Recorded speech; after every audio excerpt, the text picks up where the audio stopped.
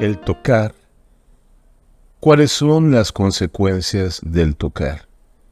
¿Por qué percibo que el acto de tocar, especialmente el de tocarme, es un acto que siempre genera consecuencias de espesor significativo? Y principalmente, ¿desde dónde me sitúo al tocar? Me coloco en la posición de tocar a partir de la rutina, de los moldes, de los hábitos del tocar. Pienso en cómo serían los moldes de mi tocar y los veo estrechos. Son moldes coercionados, más desde el no tocar que desde el tocar. No estoy habilitado por la tradición a experimentar el toque y el tocarme. No estoy habilitado para expandir la experimentación al respecto. Es más bien que aparece la restricción de inmediato cuando pienso, cuando siento, cuando coloco en la mente el hábito de tocar. Aparece primero aquello que no puedo tocar y que no me puede tocar también. Aparece ahí los privilegios del miedo, la precaución como un correlato del miedo, la desconfianza. También el fracaso. Ya fui tocado, mal tocado, y no quiero volver a experimentar eso. Aparece allí la latencia de una herida que no tiene por qué manifestarse para pulsar allí como una herida fantasmática.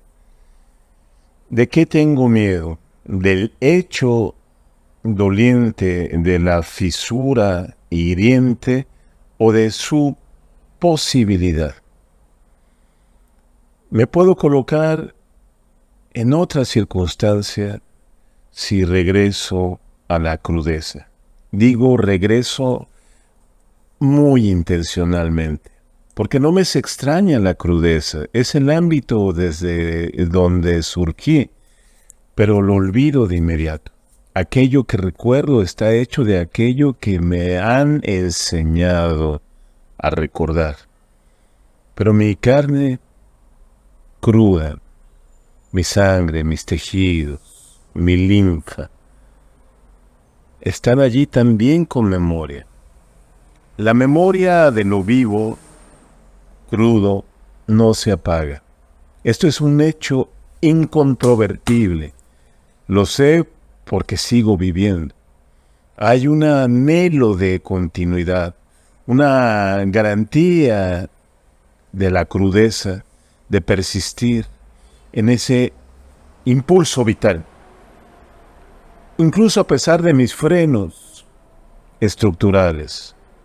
De allí que otro hecho que me puede dar noción de que esta vitalidad de la crudeza tiene resguardadas aún importantísimas consecuencias para el hecho que despierta de tocar y tocarme, es que de repente surge un evento o experiencia o cosa fascinante. Es el agalma, aquello que me seduce, que me transporta, que me impulsa hacia una dimensión de goce inesperado. Un placer exquisito, por supuesto, pero que no se reduce a la complacencia de los sentidos, sino a la fascinación del alma, a lo que me configura energéticamente como un puente entre mi yo, vida, y aquello que puedo llamar sagrado. La metafísica de lo sagrado, una base que me trasciende, pero que también es una base de la cual yo formo parte. En este hecho considerado por el sabio Maturana, y otros científicos y filósofos, como el filósofo italiano contemporáneo, Emanuele Coccia. El ser cambiante con la base metafísica de lo sagrado, el fundamento de la existencia, no es un evento esotérico, sino una conexión real con el hecho constante, esa garantía de la crudeza, yo la llamé garantía de la crudeza, que me hace estar viviendo, viviendo, vivo porque estoy viviendo. El gerundio es la continuidad, la proyección, mi lanzamiento de vida, no solamente como un hecho que dura, no solamente estoy vivo porque duro vivo, porque tengo una duración en mi vivacidad, sino porque al estar vivo, engendro vida, engendro vidas en plural, sería más correcto decir, vidas que son imágenes, sensibles, perceptibles, intelectuales, emotivas, espirituales. No necesito engendrar hijos necesariamente, sino todo lo que estoy liberando como experiencia y asimilando como experiencia. Sé que los moldes me mantienen en un catálogo, protocolo o régimen de gestación y asimilación de experiencias, repito, muy cortos. El tocar y el tocarme, colocándome yo en los lugares del hábito, me hace permanecer en estos regímenes, en estos catálogos inscritos desde antes de que yo viniera al mundo, desde antes de mi nacimiento. El colocarme en el lugar de la crudeza me conecta con una estrategia que vuelve en los colectivos y vuelve en lo personal, con aquel desborde, con la transgresión, con lo que se ha dado en llamar la locura sagrada, que puede ser el hecho mismo agalmático del amor, el hecho mismo agalmático del erotismo, o una confección cultural que deviene de una estructura de posibilidades renovadoras, porque no toda estructura es cerrada sobre sí misma. Esta estructura, por supuesto, puede ser el arte. Sería la religión antes de que la religión fuera instituida. Sería, por supuesto, la magia, la mística. La locura sagrada es esa experiencia de renovación en donde lo agalmático, lo fascinante, esa materia muy especial que puedo descubrir al tocar, como si me revelara a mí mismo una veta de oro. La alquimia tiene estas metáforas minerales. Pasa por ser un trabajo sobre mí mismo. El cuidar este proceso de vivir viviendo. El cuidado de mí.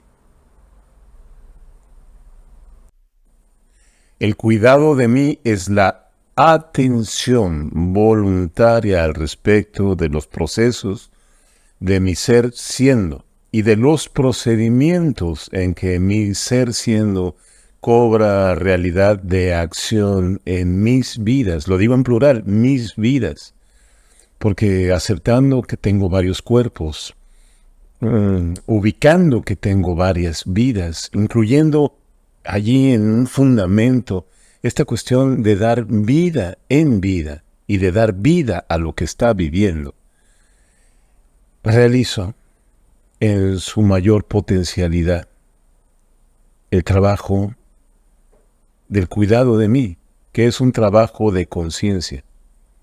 Nos indica el sabio mexicano Jacobo Greenberg que hay elementos corporales que realizan este trabajo. El cerebro y el sistema nervioso en general es uno de ellos. Hace una operación de fabricación de la experiencia a partir de los estímulos energéticos ubicuos de esa retícula de poder que Jacobo Greenberg llama latiz. El cerebro estructura la realidad desde los hechos perceptivos como la luz, como el sabor, hasta hechos complejos como el tejido de razonamientos que hace de lo humano una especie cultural. Tenemos entonces que la práctica del cuidado de mí implica un análisis, pero no un análisis como un tejido de razonamientos intelectuales, un análisis instintivo. Sí, cabe esta paradoja del análisis instintivo. ¿Cómo se realiza este tipo de análisis que sorprendentemente no incluye razonamientos y posteriores elaboraciones, como los silogismos?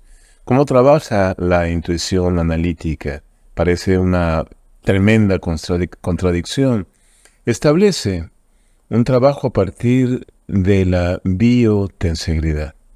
Esta elaboración de fuerzas que, incluyendo fuerzas opuestas, entreadas, generan nuevas potencias y de ahí generan nuevas potencias.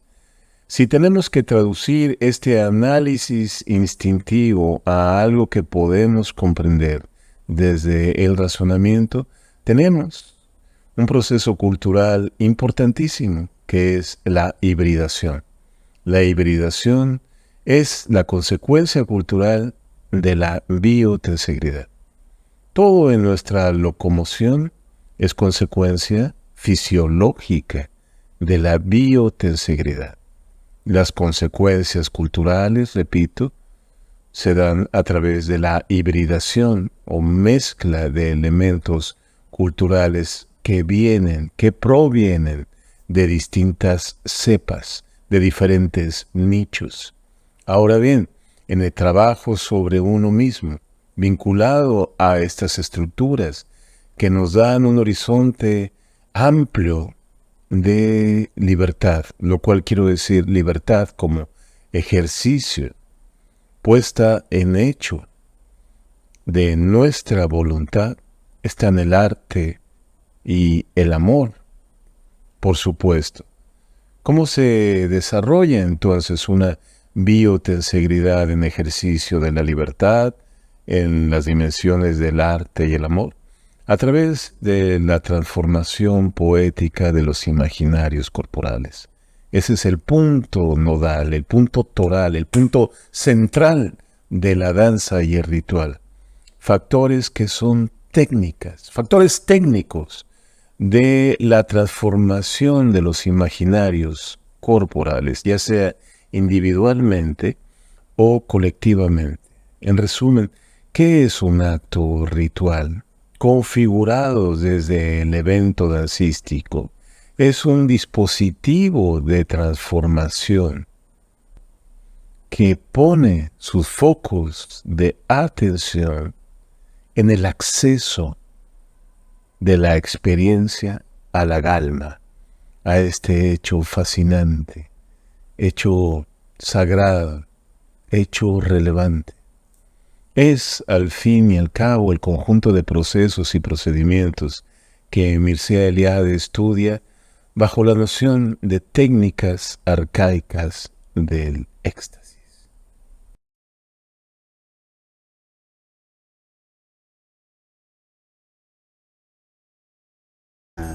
Yo creo que lo híbrido no es ni privativo de un momento histórico, ni una situación particular en el trayecto de una cultura, sino que en realidad cuando uno habla de cultura, habla de hibridación, ¿no?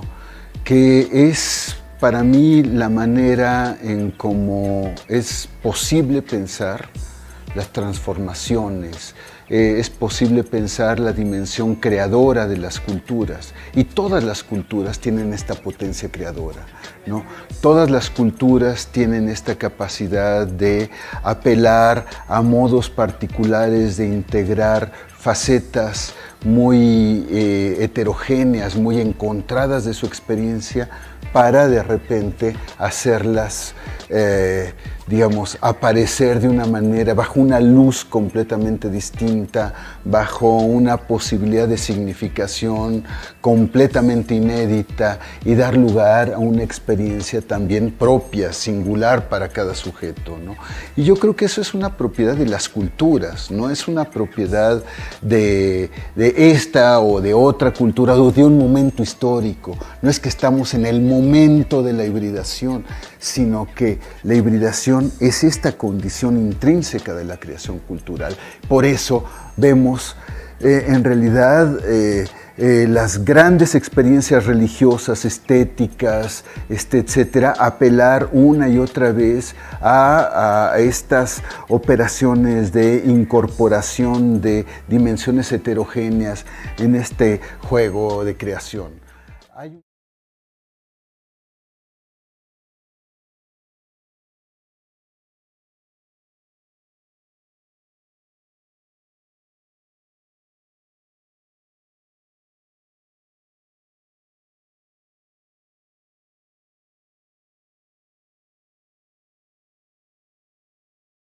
A comienzos del siglo XX, cuando el arte se estableció como vanguardia, dejó de cumplir una función estética. Se liberó de la tarea de producir belleza, decorar lo existente y armonizarlo.